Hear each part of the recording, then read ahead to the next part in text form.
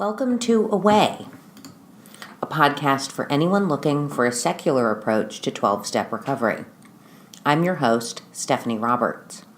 I'm an atheist who used Alcoholics Anonymous' 12 steps to recover from alcohol and cocaine addiction. This limited series podcast is meant to help those who want to use a 12-step program to recover from addiction without God. It may also be helpful to believers who wish to help newcomers who are struggling with the concept of God or are firmly atheists. As George Eliot wrote in Middlemarch, it is a narrow mind which cannot look at a subject from various points of view.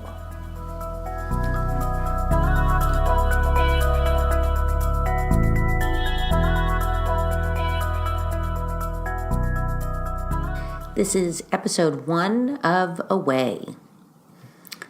Hi, this is Steph. I'm an atheist, recovered alcoholic, and cocaine addict, former smoker, pretty firmly on the path to recovery from a binge eating disorder. Mostly happy, sometimes joyous, sometimes irritable, always free. That's the best part of sobriety, in my opinion, being free of unnecessary chaos. Normal life throws enough my way. It's so awesome that I don't have to create more anymore. I'm not going to qualify for this series. You can listen to my qualifications on YouTube. The link to my channel is in the description. Otherwise, just believe me, I had a drinking problem, and cocaine was the perfect propellant. So why am I making this podcast? Mostly because I see God, with a capital G, emerging in meetings more so than I have in the 15 years I've been around the program. Side note, I'm 8 years sober now. I had 4 before that, but went back out to do a little more research before returning because it still sucked. In part, my perception of stronger theism in the rooms was skewed by moving from New York City to Long Island. I'm just 40 miles from the city, but it may as well have been 400. New York City is a bubble in all ways, it turns out. But I adjusted. I listened, I spoke up when it seemed important, and for a while it seemed okay. Like there was enough balance. And then, seemingly out of nowhere, there was an urgency in the meetings. God had to be at the center of everything, or else failure was imminent. One speaker called the big book a love letter from God. I couldn't stop my eyes from rolling, and I'm very good at being polite. At the end of that meeting, as always, I held up my head and didn't say the Lord's Prayer. After another meeting, a 2-year AA fundamentalist said, "You know you're not making any difference by refusing to say the prayer." And I said simply, "I am, if one person in that room was going to walk away because of it and didn't." And then I walked away. A few months later at a business meeting, someone made a motion to close every meeting with the Lord's Prayer. It became group conscience. I started attending less frequently. It wasn't until a group regular suggested banning atheists from speaking at the meeting that I stopped going entirely. I am not conflict averse, but I also don't wish to argue with people who are so firmly rooted in their ignorance that even if I raised my voice, they couldn't hear me. As an aside, how do you go about a ban like that? You'd have to read it at the beginning of the meeting, along with dozens of other things you have to read. Welcome to our meeting. If you're an atheist, you may stay, but you may not speak. Actually, that is a good lead-in to 2 things I think are very, very important to keep in the front of your mind when first attending an AA meeting, or a meeting that is very God-centered. 1, the Preamble. It says everything you need to know, at least as a newcomer. Hold on to it. Alcoholics Anonymous is a fellowship of men and women who share their experience, strength, and hope with each other that they may solve their common problem and help others to recover from alcoholism. The only requirement for membership is a desire to stop drinking. Our primary purpose is to stay sober and help other alcoholics achieve sobriety. And the other is, of course, the responsibility pledge, which says, I am responsible when anyone, anywhere, reaches out for help. I want the hand of AA always to be there, and for that I am responsible. There's no addendum to those. Neither says, wait, hold on, that's only if you're also willing to believe in the supernatural. So, I'm making the podcast to help people who like the basic structure of AA, appreciate the many great things it has to offer, but are either struggling with the concept of a supernatural higher power or are firmly rooted atheists. I'm also making this with the hope that some believers may use it in order to help themselves better help newcomers who are struggling with the God concept or who really just want to keep an open mind. Yes, the program can work without God. In fact, for me, it has worked better than it did the first time when I just pretended to believe because I felt so desperate. God, or the desire for one, didn't fill the void. In the end, the structure of the 12 steps, plus a little psychotherapy, plus a lot of Zoloft, did the trick. I'm doing this since I don't think anyone's writing the New Testament, so to speak, anytime soon, and I believe AA can give you a great foundation for sobriety with or without God. With that, let's jump right in. As of this podcast, I plan to bring you through the first 164 pages of the big book with an atheist's eye. We'll take the best and leave the rest. I promise there is good in those pages, lots of it. Throughout the series, I'll remind you of the context of time. It's really important, not only for atheists and agnostics, but for women, and I'd venture to guess people of color, to remember when and by whom this book was written. It was written by mostly Protestant white men in 1939. I suggest, if you don't know much about the history of this country, you Google, quote, first half of the 20th century in America, end quote. You'll be amazed before you're halfway through. And you'll understand that joke after you read past page 83 of the big book. I'll give you the briefest of context now. In 1939, in America, it had only been 74 years since the 13th Amendment, that's the one that abolished slavery, was ratified at the end of the Civil War. Women had only gotten the right to vote 13 years before the publication of the book. And the Civil Rights Act, that's the one that ended segregation and basically said all means all, wouldn't be passed for another 25 years. Another quarter of a century would pass before America acknowledged that all of its citizens were equal. And even then, it was with difficulty. When the act was first brought to the Senate, it was filibustered. I beg of you to remember this, not because I want to give Bill and Bob a break. I don't. From all the reading I've done, there isn't anything I like about these guys, except the fact that they wanted to help others, and they succeeded in that. I want you to remember all this because it's worth noting that these men, with only 3 or fewer years of sobriety, were, for all intents and purposes, ahead of their time. They were more open-minded than many of their peers across the country. They were doing the best they could with what they had.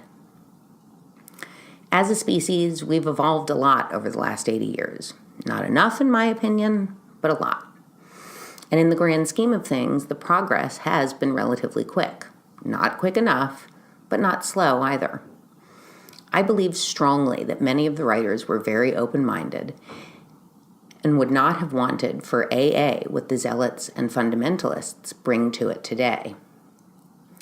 Later writings from Bill, some of which I'll talk about later in the series, prove, beyond a shadow of a doubt, that he believed that the institution of AA needed to evolve along with society, that rigidity would be its death.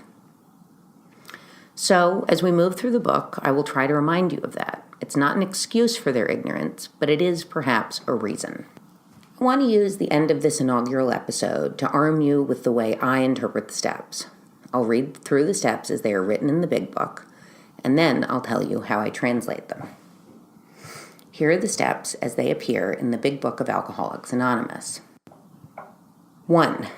We admitted we were powerless over alcohol, that our lives had become unmanageable. 2. Came to believe that a power greater than ourselves could restore us to sanity. 3. Made a decision to turn our will and our lives over to the care of God as we understood him. 4. Made a searching and fearless moral inventory of ourselves. 5. Admitted to God, to ourselves, and to another human being the exact nature of our wrongs. 6. We're entirely ready to have God remove all these defects of character. 7. Humbly asked him to remove our shortcomings. 8. Made a list of all persons we had harmed and became willing to make amends to them all. 9. Made direct amends to such people wherever possible, except when to do so would injure them or others. 10. We continued to take personal inventory, and when we were wrong, promptly admitted it. 11. Sought through prayer and meditation to improve our conscious contact with God as we understood him, praying only for knowledge of his will for us and the power to carry that out. 12. Having had a spiritual awakening as a result of these steps, we tried to carry this message to alcoholics and to practice these principles in all our affairs.